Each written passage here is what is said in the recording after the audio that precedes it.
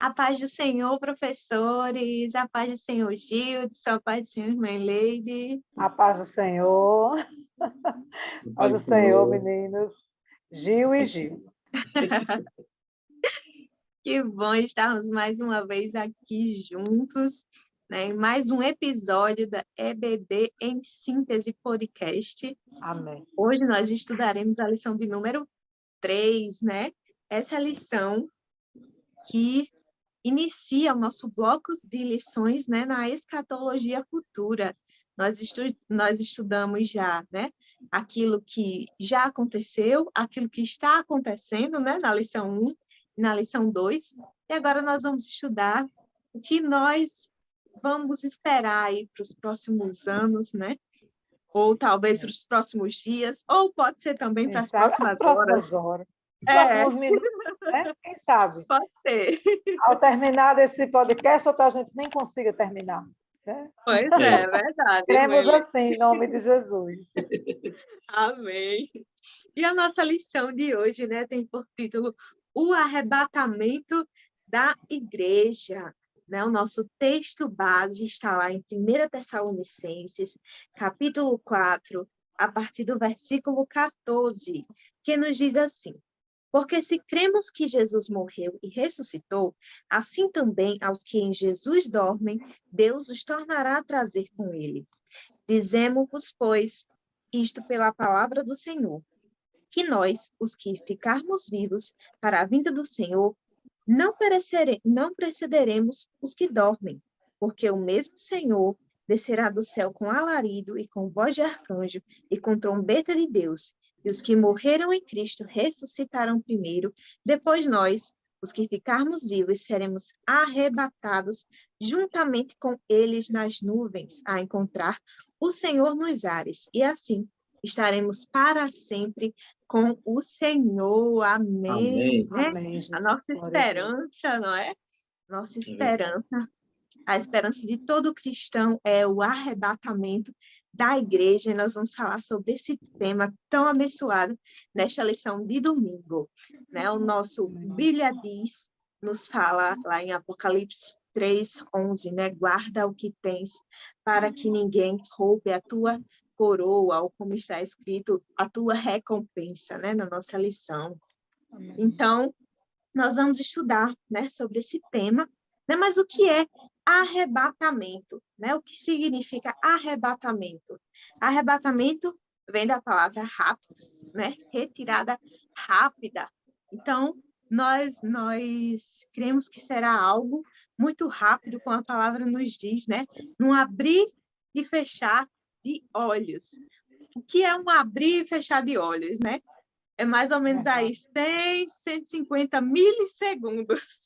Eita. Ou seja... Eu não sei nem contar isso. Pois é.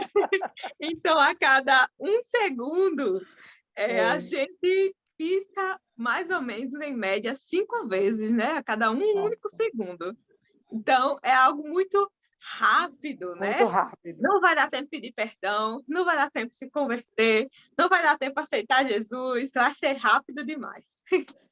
Então, nós Muito vamos rápido. estudar, né, que esse momento tão rápido, né, ele se divide em alguns momentos, né?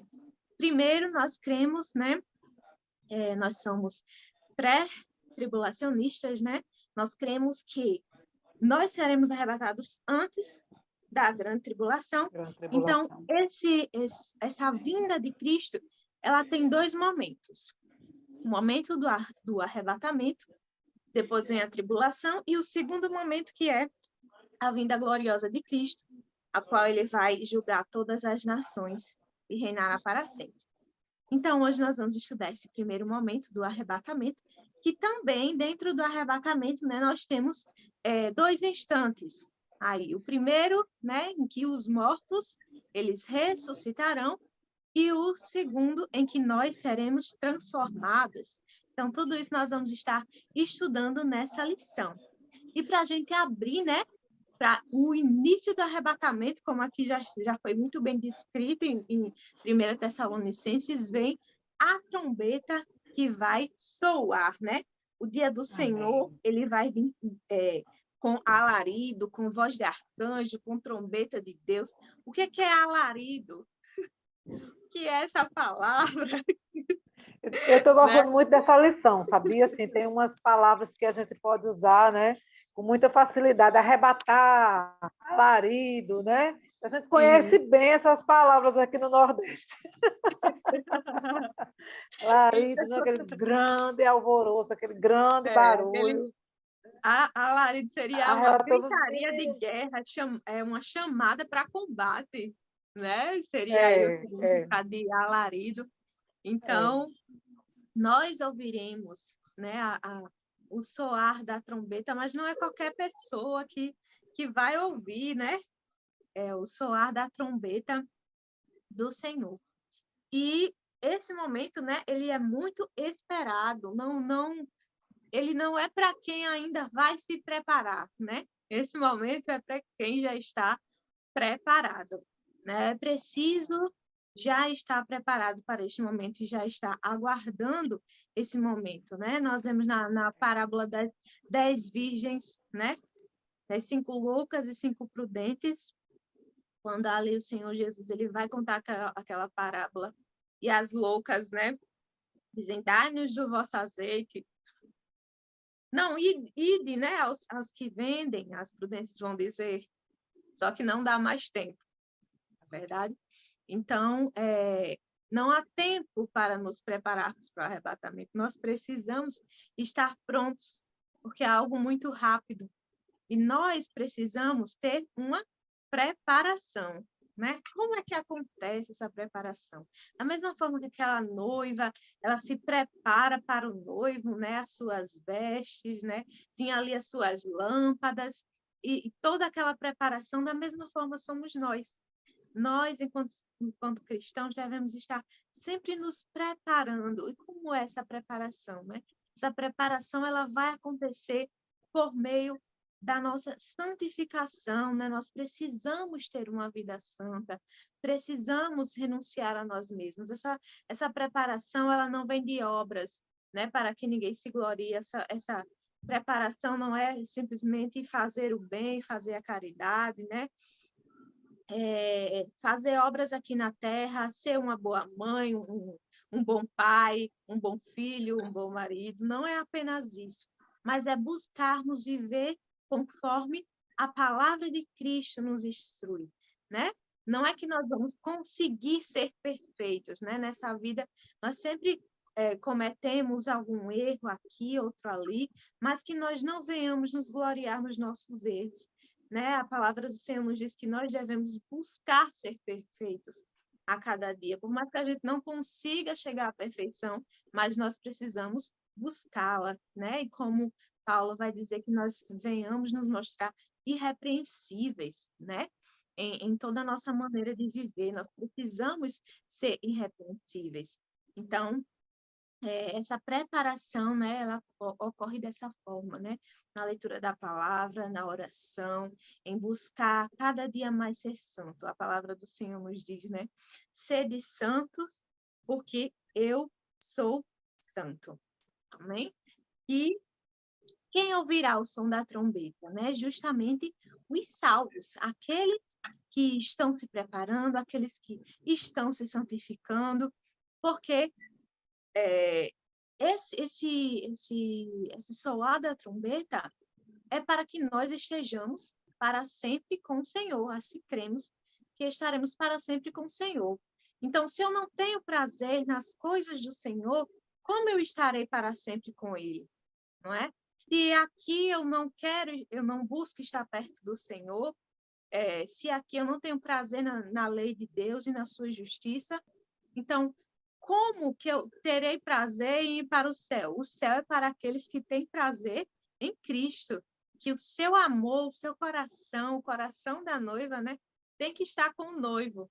Então, da mesma forma, somos nós. Então, nós precisamos, né, estar prontos, estar preparados para a vinda do Senhor. Amém? Amém. Vocês É estão uma muito calados. bênção, né? Estou aqui ouvindo. Assim, é uma lição tão importante, tão impactante, né? que a gente tem aquele cuidado mais de ouvir do que até de falar. Eu tive uma grande dificuldade na síntese, né? Porque é algo que é muito, assim, é muito cauteloso, né? Precisamos ser bastante cautelosos. Não que a gente não possa, não que a gente não seja necessário ser nas outras lições, né? Mas quando a gente vai falar de arrebatamento, de santidade, de cristologia, assim, das profecias, né, a respeito da palavra, a respeito de coisas que ainda não aconteceram, né? Não são coisas que estão acontecendo, os sinais estão aí, né? Os sinais estão aí, mas são coisas muito delicadas. Só para chamar a atenção um pouquinho aqui para os objetivos da lição, né? Que é compreender que a volta de Jesus Cristo é real, é um fato, né? Ainda não aconteceu, mas é um fato.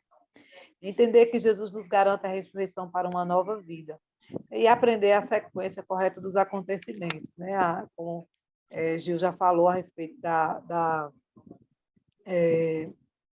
sequência inicial, né? Porque nós cremos, né, na teoria pré-tribulacionista, nós vamos partir para a glória em nome de Jesus antes dessa tribulação chegar, né? Amém. E que assim é real. A palavra nos diz que o Senhor ele foi nos preparar lugar e ele vai voltar para buscar a sua igreja. Se isso não fosse verdade, ele não teria nos dito, né? Ele disse lá no iniciozinho lá do livro de Atos, ele disse: se isso não fosse verdade, eu não vos teria dito. Vou preparar lugar, né? Então, mas ele vai voltar para buscar a sua igreja. Ele volta para quê? Para buscar uma igreja santa, lavada, remida, purificada pelo seu sangue, lavada pela palavra, né? Ou seja, uma igreja que anda segundo os critérios da palavra, né? E dentro desses critérios, né? Estabelecemos isso aí que você chamou de santificação, esse processo de santificação, que os nossos pré-adolescentes não podem ficar fora disso. Só um exemplozinho, deixa eu contar para vocês antes de Gilson começar a falar. Uma aluna, uma menina da minha sala, ela disse assim, ela estava contando uma história, ela chegou muito, né, alvoroçada porque queria contar o que tinha acontecido no condomínio dela lá. Ela disse que um homem violentou a sua esposa, né, assim, agiu agressivamente com ela, e ela contou, aí ela foi contar todo aquele moído, né, é um moído.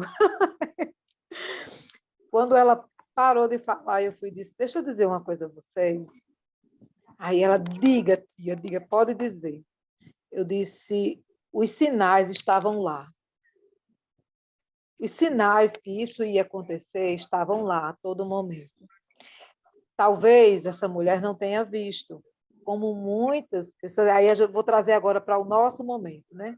Como muitas pessoas não veem. Nós falamos na última lição, né? A última lição foi sobre os sinais da vinda de Cristo. Muitos preferem não ver. E por não verem, né? Por não prestarem atenção nesses sinais, eles preferem não se preparar, não estarem atentos, né? Não estarem vigilantes, não estarem preparados, não buscarem essa preparação. Como é que eu posso, né, enxergar alguma coisa que não está nítida diante dos meus olhos? Prestando atenção nos detalhes, prestando atenção nos pormenores, né? Aqueles detalhezinhos assim que ninguém vê, alguém que assim tem um grito fora do horário, né? A gente vai da mesma forma, os sinais da vida do Senhor estão aí. E eu preciso me preparar, eu preciso me blindar para que eu não fique aqui, né? Então, como é que eu vou fazer isso? Eu vou andar segundo a palavra. A palavra me diz quais são os sinais e a palavra me diz o que é que eu preciso fazer para fugir da grande tribulação, para não ficar aqui, né? Para não ficar para não ficar à mercê dessa situação. Gil falou da parábola das 10 virgens. Como é que tinha que se preparar? Comprando mais azeite, guardando o azeite, não gastando o azeite com momentos inadequados. O azeite era para o momento das bodas, o momento do casamento. Na hora que o noivo chegasse, tinha que ter azeite lá na lanterna para acender lá a sua lanterna, né? Sem o azeite não dava para acender as lamparinas.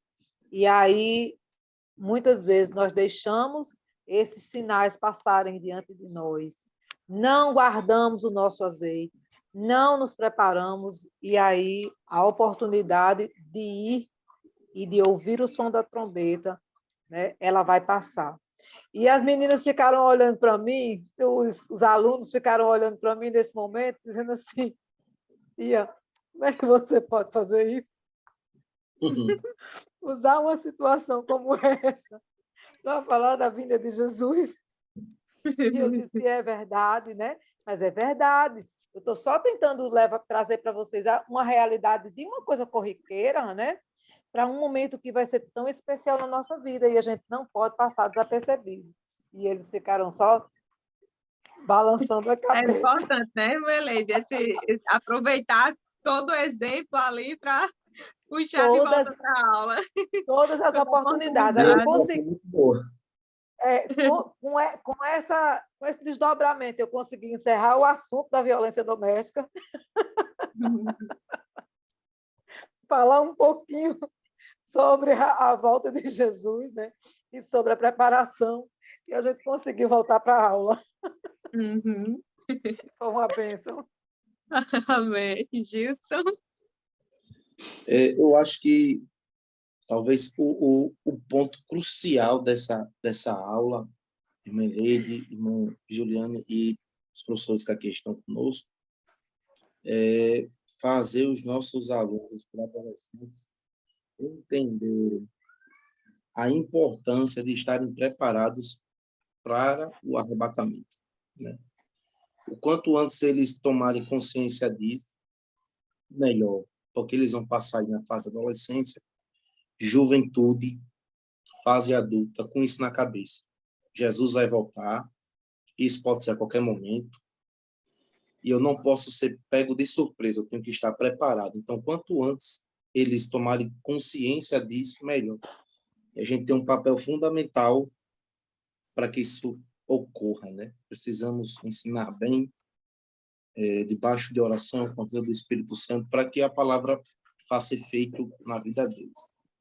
E falando de arrebatamento, né, que é essa primeira etapa da segunda vinda de Cristo, que ocorrerá de forma secreta, onde os salvos serão, entre aspas, né, capturados, né, raptados da terra para não passarem pela grande tribulação, vai existir também a ressurreição dos mortos.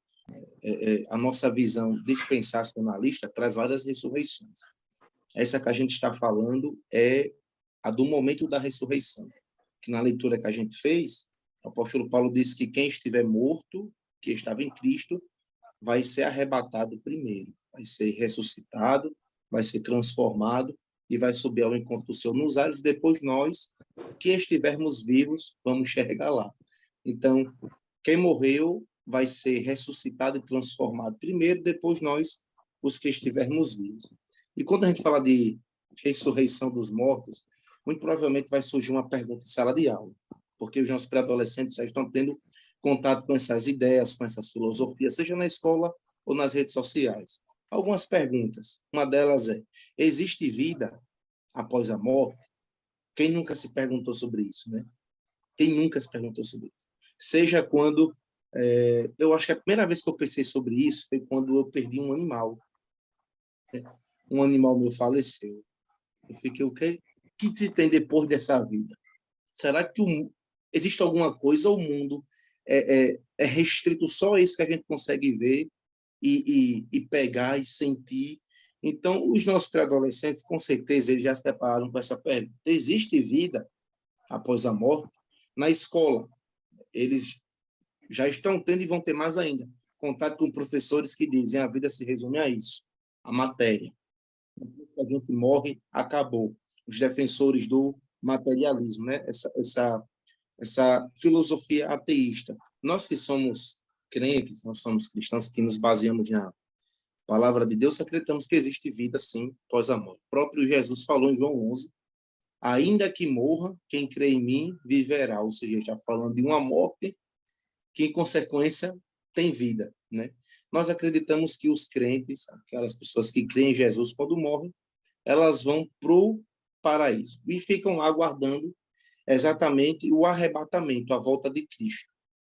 A expressão que o apóstolo Paulo usa é que os crentes estão dormindo, né? Dormir aí não é ficar inconsciente, como alguns dizem, né? O sono da alma. Dormir aí é apenas estar repousando, esperando o retorno de Cristo. Mas não significa que aqueles que morrem estão inconscientes, estão sem pensamento, sem interação. Não, eles estão já desfrutando da bem-aventurança, claro que não com os seus corpos transformados ainda, apenas alma e espírito, mas já estão no paraíso, o que a Bíblia também chama de seio de Abraão. Então, existe sim vida após a morte, e aqueles que morreram em Cristo, ou seja, aqueles que antes de morrerem confessaram ao Senhor Jesus como seu único e suficiente Salvador, estão no paraíso, vivendo, esperando o retorno do Senhor, o arrebatamento, onde eles vão ser transformados e levados à presença do Senhor, juntamente com aqueles que estiverem vivos.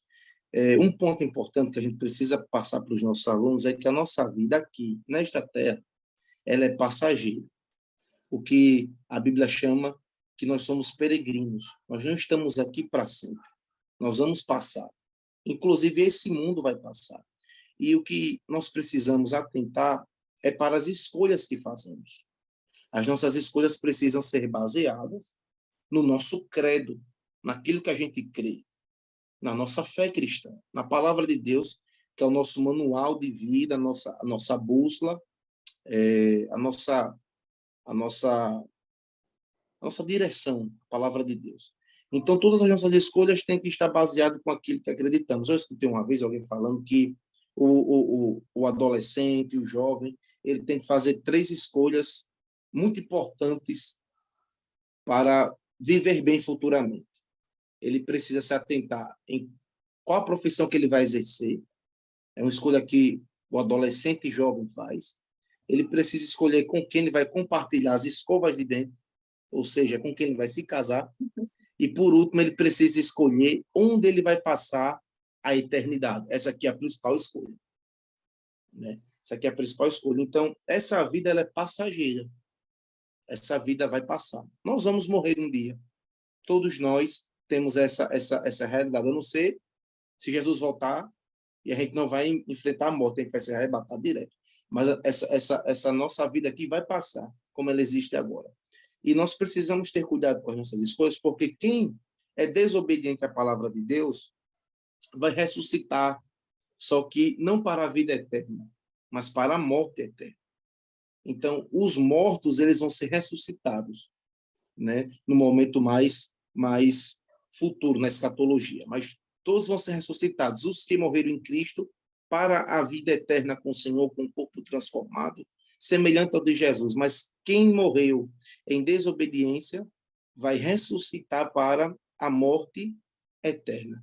Então, os pré-adolescentes precisam ter cuidado com isso, precisam se atentar para isso, todos nós. As nossas escolhas, elas vão refletir o nosso futuro, futuro nessa vida e futuro eterno. Porque na eternidade existem 2 habitações, por assim dizer. Céu e inferno, né? Bem-aventurança eterna de alegria, de paz na presença do Senhor e castigo eterno para aqueles que, à semelhança do diabo e dos demônios, se rebelaram contra o Senhor. Não creram na salvação dada por meio de Jesus Cristo. Então, os pré-adolescentes precisam ter muito cuidado com isso e viverem em santidade de tal forma que eles esperam a vinda de Jesus. Só que, quando nós falamos de ressurreição, eu particularmente gosto muito de ouvir alguém falar sobre ressurreição, de estudar sobre ressurreição, porque a ressurreição é uma resposta para, talvez, o nosso maior problema, que é a morte.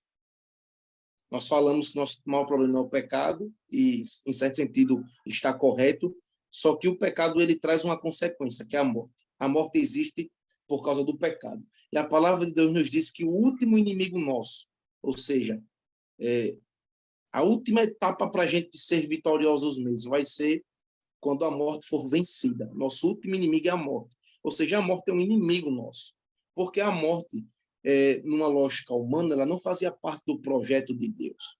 A morte veio por causa da desobediência do homem. Ele disse, deve você comer do fruto da árvore do conhecimento do bem e do mal, você vai morrer. Quando o homem comeu, morreu. Morreu espiritualmente, mas depois ele morreu também fisicamente. Adão foi feito para viver eternamente. Porém, ele, com seus 900 e tantos anos, como diz lá em Gênesis, morreu. E a morte para a gente é muito estranha. E eu tenho certeza que os pré-adolescentes eles já conseguem visualizar isso. Porque quando a gente vê alguém que faleceu, a gente vê o corpo da pessoa, mas ao mesmo tempo a pessoa não está lá. É muito estranho, é por isso que a morte nos traz angústia, medo, nos traz uma certa estranheza. A gente vê que não fazia parte da naturalidade que Deus queria para o ser humano. Eu fico imaginando Eva, né, que foi a nossa primeira mãe, indo para o campo e vendo lá o seu filho, Abel, sabendo que ele estava lá, deitado, que era ele, mas ao mesmo tempo ela vendo que ele não estava ali. Como foi estranho para Eva ver a primeira morte. Então, todos nós sofremos com isso. Perdemos irmãos queridos na igreja, perdemos parentes queridos por causa da morte, e a ressurreição ela é uma resposta de Deus para esse problema. Quando nós somos ressuscitados, nós que morremos em Cristo, nós fazemos parte do corpo de Cristo. Nós vamos agora viver com corpos transformados que não vai mais experimentar a morte. E no novo céu e na nova terra, a morte já não vai mais existir. Não vai ter mais isso de hashtag luto. Não vai mais ocorrer isso. Nós vamos viver eternamente, porque a morte não é o fim. Nós morremos, sim. Experimentamos a morte, sim. É triste, sim. Mas existe uma ressurreição para aqueles que morreram em Cristo. E nós vamos ser ressuscitados para viver eternamente. Interessante é que a Bíblia diz que Jesus foi o primogênito que ressuscitou dentre os mortos. E nós sabemos que antes dele algumas pessoas foram ressuscitadas, inclusive por ele mesmo. Lázaro, a filha de Jairo, o filho da viúva que morava na cidade de Naim, só que todos esses foram ressuscitados e morreram. Jesus foi o primeiro que ressuscitou para nunca mais morrer. E nós que cremos nele vamos ressuscitar um dia para nunca mais morrer. Eu fico imaginando, eu ver alguns irmãos que eu perdi nessa uma década que eu sirvo a Jesus, aqui da minha congregação, fico imaginando um dia me reencontrar com eles. Porque é isso que a palavra de Deus nos garante. É por isso que o mesmo texto que Juliane leu diz que a gente não deve ficar desesperado como os gentios, porque existe um consolo no arrebatamento, na ressurreição daqueles que estão mortos em Cristo. Então, esse é um assunto que nós precisamos passar para os pré-adolescentes, para fazer eles entender que a morte não é o fim. Em Jesus existe vida. E ele mesmo disse que quem crê em mim, ainda que esteja morto, viverá. Amém.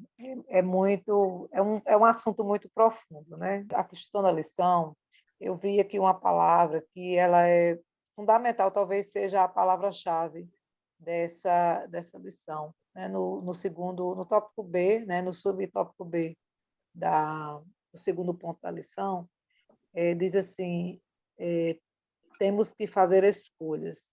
Acho que a palavra-chave dessa lição é escolha, né? É uma escolha diária que precisamos fazer para poder vivenciar esses fatos, né, que estão descritos na palavra, que são o arrebatamento, que é a vinda de Jesus, né, a ressurreição dos mortos e o arrebatamento em um corpo revestido de glória. O terceiro e último ponto da lição, né, que fala do arrebatamento dos salvos, fala como é que ele vai acontecer, né? Gil já falou sobre a origem da palavra arrebatamento, né, que é rápido. Se a gente lembrar daquele menino que arrebata as coisas da sua mão bem rapidinho, vai ser um pouco mais rápido do que isso. Como é? Quantos milésimos de segundos, Jesus? Ai, meu Deus. Tenho que fazer essas contas. Tem que parar para fazer essas contas, né? É muito rápido, vai ser muito rápido. Não vai dar tempo da gente se despedir de ninguém. Por isso que eu acho que vale a pena uma reflexão nesse momento de como é que nós estamos vivendo os nossos dias, né? Tantas brigas por bobagens e tantas coisas desnecessárias, como é que a gente se despede das pessoas, como é que a gente está convivendo diariamente. É muito importante refletir sobre isso nesse momento. Como é que ele vai acontecer, né? Soar da trombeta, Jesus descerá até os ares, né? Ficará entre os céus e a terra. As pessoas que morreram, né, vão ressuscitar primeiro, de acordo com a palavra. Depois, os crentes vivos terão seus corpos transformados, revestidos de imortalidade. E aí, resolvendo os nossos problemas de mortalidade, né, Gilson? E é seríssimo. Quando eu perdi minha mãe, eu passei por isso. Eu digo, Jesus, já crente, né? Porque eu perdi minha mãe há pouco tempo, mas eu ficava olhando para aquele corpo, eu digo, ela não está aí, né? Mas por que a gente acha que ela está aí? É muito estranho, né? É muito difícil. Quando eu cheguei em casa naquele dia, choveu à noite, e a minha mãe sentia muito frio. Então, eu lembro que naquele dia eu acordei assim, num pulo, e eu disse, Jesus, está chovendo. A minha mãe está na chuva. Aí, de repente, assim, aquela coisa que, né, que você cai em si e diz, mas ela não está mais ali. É muito difícil. Irmã, É um momento muito complexo. irmã Leide, é porque assim, se a gente pudesse definir o que é a morte, morte é a separação daquilo que nunca Separação. era para ter sido separado, que Isso. é o corpo, da alma e do espírito. Aí a gente vê o corpo Mas e não tem alma nem a pessoa espírito. está lá, mas ao mesmo tempo não está. É por isso que a gente fica mal diante da morte. A Ela vida nos se foi, a ganha alma está guardada. e ela é e ela é nossa inimiga. Isso. E aí, por isso, nós morremos, né? Quando nos separamos de Deus. Essa lição, ela é maravilhosa. E aí, o que é que acontece em seguida, né? Nosso corpo revestido de imortalidade, nós, nesse momento, iremos nos encontrar, finalmente, né? Nos encontraremos com Jesus nos ares, e nunca mais nos separaremos dele. E o nosso Glória a problema com a Jesus. morte vai estar resolvido. Isso a gente não sabe quando vai acontecer. E uma forma, né, de estarmos preparados para esse momento, em todo o tempo, sempre com azeite, né, é fazendo as melhores escolhas. E aí, pensando na dica pedagógica para esse momento, eu, eu imaginei, assim, eu pensei, né, de a gente criar uma lista de problemas, né, uma lista de problemas corriqueiros da vida, e uma caixa de sugestões. Essa caixa de sugestões teriam bons conselhos, maus conselhos, né?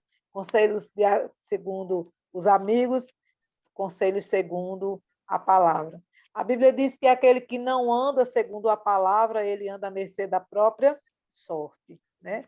E aquele que não busca conselhos na palavra, ele vai ter que, infelizmente, viver de uma boa escolha, de uma mal escolha, que pode ser segundo a sugestão de alguém, o conselho de alguém, ou o seu próprio conselho, né? Nosso próprio entendimento. Então, eu achei interessante essa possibilidade de se criar, né, uma caixa de sugestões, onde a pessoa vai lá de olho cego e, de repente, pega uma sugestão, né, e ele vai ler aquela sugestão, ver se está de acordo com aquela dúvida, com aquele problema que ele escolheu. Né? Ele escolhe lá um problema na lista, depois ele vai lá na caixa de sugestão, às cegas, né? E tenta resolver o problema. Mas aí a professora, claro, também vai ter, dentro daquela lista de problemas, ela também vai ter uma lista de soluções baseada na palavra. Mas aí ela vai ter a caixa de sugestões, que é uma sugestão surpresa, que é uma escolha surpresa que a pessoa pode fazer ali naquele momento, né? E fazer essa discussão com ele entre a escolha, né, optada pela sorte, a opção de escolher a sorte, de você ter um bom conselho ou um mau conselho, e também a sugestão da palavra, né? A esperança, essa é a nossa esperança, nos encontrar com o Senhor, estarmos preparados para isso, né? Ouvir a sua voz, ouvir o soar da trombeta e nos encontrar com Ele na glória. Essa é a nossa esperança. Estarmos, de fato, né, preparados em santificação. Em que momento, irmã Eleide, eu posso conseguir isso? Né? A pessoa que aceitou Jesus agora, aceitou Jesus hoje, de repente Jesus volta, eu vou ficar? Não. Você é automaticamente justificado, né? Quando você aceita Jesus, você é justificado e é santificado por aquela posição, né? Aquela santificação posicional. Eu resolvi agora me santificar. E aí, se eu passar os dias e não fizer nada e não for, né? Por causa daquele momento em que eu aceitei Jesus, eu vou ser arrebatado? Não, né? Porque a santificação depende de um processo progressivo, constante e permanente. Se por alguma situação, né, entrarmos em confronto direto com a palavra, que fira o Espírito Santo de Deus, infelizmente, né? É uma notícia triste, mas a gente também tem que dar, né? Mas a ideia é que estejamos preparados em todo o tempo. Salmo 90, né, a oração de Moisés, a eterna natureza de Deus é contrastada com a fraqueza do ser humano. Nosso tempo na Terra é limitado e devemos usá-lo sabiamente, não vivendo apenas de acordo com o momento, mas visando o nosso lar eterno. E o Salmo começa assim, é uma oração de Moisés, um homem de Deus. Senhor, tu tens sido nosso refúgio de geração em geração. Antes que os montes nascessem ou que tu formes a terra e o mundo, sim. De eternidade a eternidade, tu és Deus. Tu reduzes o homem à destruição e dizes, volvei, filhos dos homens, porque 1000 anos são aos teus olhos como o dia de ontem que passou e como a vigília da noite. Tu os leva como corrente de água, são como um sono, são como a erva que cresce de madrugada cresce e floresce, à tarde corta-se e seca, pois somos consumidos pela tua ira e pelo teu furor, somos angustiados. Diante de ti puseste as nossas iniquidades e os nossos pecados ocultos à luz do teu rosto. Pois os nossos dias vão passando na tua indignação, acabam-se os nossos anos como um ponto ligeiro. A duração da nossa vida é de 70 anos, e se alguns, pela sua robustez, chegam a 80, o melhor deles é canseiro e enfado, pois passa rapidamente e nós voamos. Quem conhece o poder da tua ira e a tua cólera, segundo o temor que te é devido, ensina-nos a contar os nossos dias de tal maneira que alcancemos o coração sábio. Volta-te para nós, Senhor. Até quando? Aplaca-te para com os teus servos. Sacia-nos de madrugada com a tua benignidade, para que nos regozijemos e nos alegremos todos os nossos dias. Alegra-nos pelos dias em que nos afligiste e pelos anos em que vimos o mal.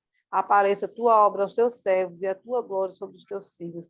E seja sobre nós a graça do Senhor, nosso Deus. E confirma sobre nós a obra das nossas mãos. Sim, confirma a obra das nossas mãos. Precisamos estar preparados. E essa é uma responsabilidade nossa. Nós somos mortais, mas a nossa vida é ligeira, é passageira. Nós somos peregrinos na terra e precisamos estar atentos às nossas escolhas e precisamos estar preparados para fazer escolhas de imediato, sem que firam a palavra de Deus. Como é que a gente faz isso? Conhecendo a palavra de Deus. Amém? Amém. Essa lição, né, é uma lição abençoada aí, para nos lembrar, né, da nossa esperança, né?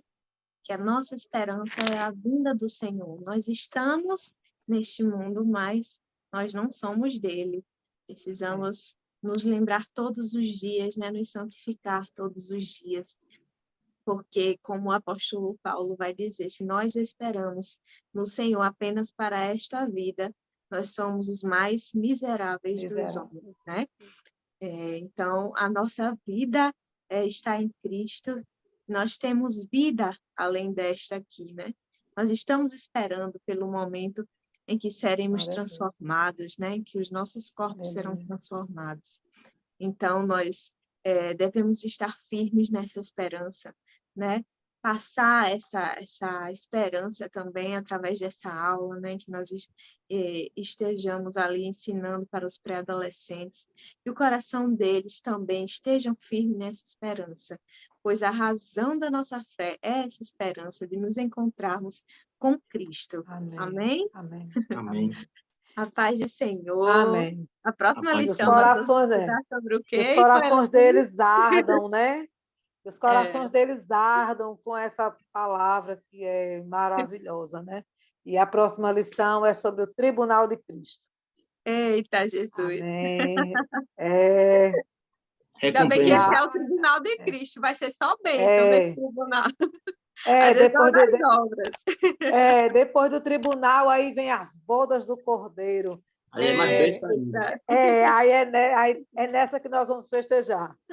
Depois do arrebatamento é só vitória. Só vitória ou glória. É recompensa, é banquete.